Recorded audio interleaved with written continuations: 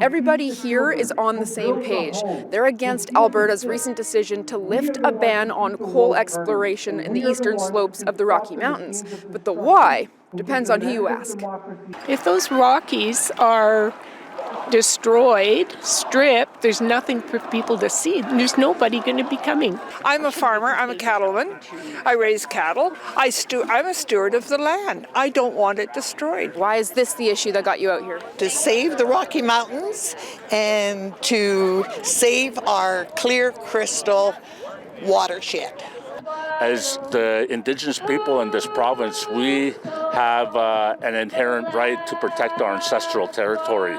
I thought we had already nixed this idea of more coal mines a couple of years ago, and then they did an about-face, which I'm sharing my displeasure with.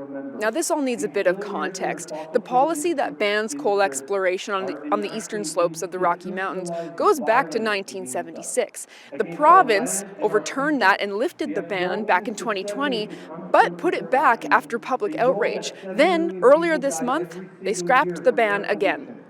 The Alberta Energy Regulator says the province's move allows suspended projects to start up again and other companies to submit new applications. The province calls this move housekeeping to align with a previously announced modernized coal policy. Some suggest this change could affect lawsuits against the province. Some mining companies took the province to court over cancelled coal leases during the policy flip-flop back in 2020. Alberta Premier Danielle Smith defended the recent decision, saying the province now has a better policy and the recent decision takes taxpayers into account. If you look at the lawsuits that have been filed, it's $16 billion with the potential liability. And we have to take that seriously, and we have to make sure that the taxpayers are protected. At the same time, metallurgical coal is incredibly valuable.